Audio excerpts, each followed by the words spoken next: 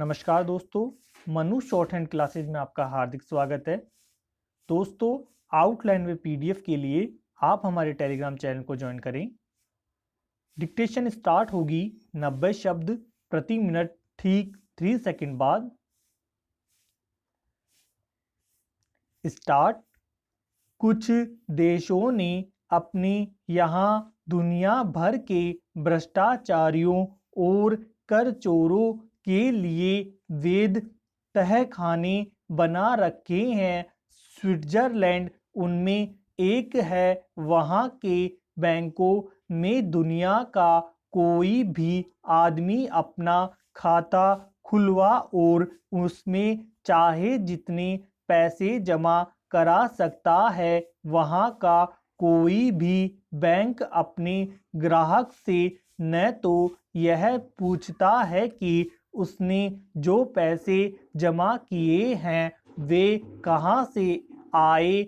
अगर कोई उन ग्राहकों के बारे में जानकारी प्राप्त करना चाहे तो वे वह भी उपलब्ध नहीं कराते। बस वहाँ का केंद्रीय बैंक हर साल यह ब्यौरा जरूर उपलब्ध कराता है कि किस देश से कितनी रकम वहाँ के बैंकों में जमा कराई गई। इस साल के उसके आंकड़ों से पता चला है कि पिछले एक साल में जब कोरोना महामारी के दौरान देश आर्थिक मंदी से गुजर रहा था, तब भारतीय कंपनियों और नागरिकों ने स्विट्जरलैंड के बैंकों में सबसे अधिक धन जमा कराए।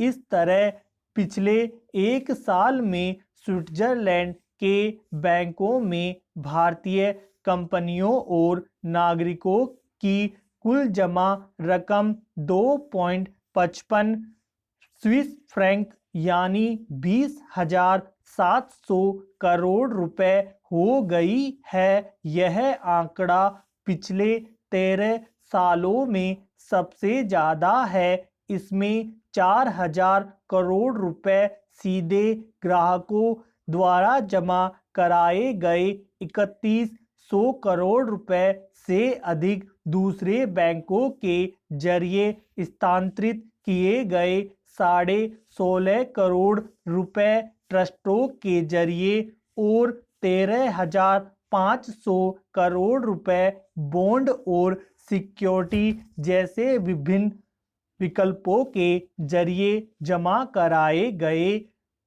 विचित्र है कि एक तरफ देश की अर्थव्यवस्था नकारात्मक स्थिति में पहुंच गई है और इसे पटरी पर लाने के लिए सरकारें अपने अपने स्तर पर प्रयास कर रही है, और दूसरी तरफ कर चोरी या भ्रष्टाचार के जरिए जुटाई हुई इतनी बड़ी रकम स्विट्जरलैंड के बैंकों के काले तहखानों में जमा करा दी गई। यह तो एक देश का खुलासा है। ऐसे तहखाने कई देशों के बैंकों ने बना रखे हैं। कहाँ कितनी रकम भेजी गई, उन सबका आंकड़ा इकट्ठा किया जाए तो तथ्य और हैरान करने वाले हो सकते हैं। छिपी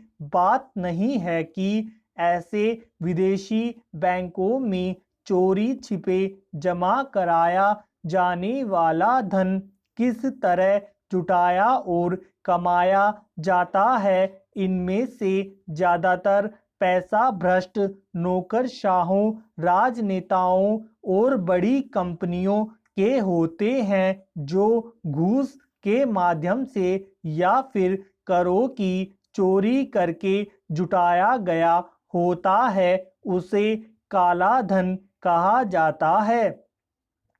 काले धन पर लगाम कसने के लिए केंद्र सरकार ने खूब बढ़ चढ़ कर दावे किए थे।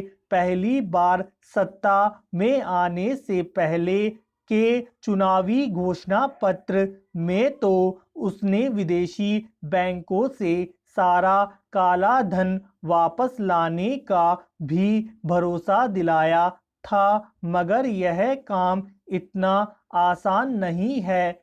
स्विट्जरलैंड या फिर दूसरे देशों के बैंकों में जहां काला धन छिपाया जाता है, उन्हें कानूनी संरक्षण प्राप्त है और वे अपने ग्राहकों के बारे में कोई भी जानकारी उपलब्ध न कराने को स्वतंत्र हैं। उन पर दबाव नहीं डाला जा सकता, इसलिए भारत सरकार इस मामले में कामयाब नहीं हो पाई। मगर भ्रष्टाचार मुक्त प्रशासन के दावों और कर चोरी पर सख्त नज़र रखने के तमाम प्रयासों के बावजूद आश्चर्य है कि वह भ्रष्टाचारियों पर नकेल नहीं कस पाई। विदेशी बैंकों में भेजी गई रकम इस बात की गवाही है कि देश में बड़े पैमाने पर भ्रष्टाचार हुआ। इस खुलासे से सरकार एक बार फिर सवालों के घेरे में आ गई है। पहले ही देश के बैंकों की भारी रकम लेकर विदेश भाग जाने वाले कारोबारियों और बट्टे खाते को लेकर अंगुलियां उठती रही है। धन्यवाद।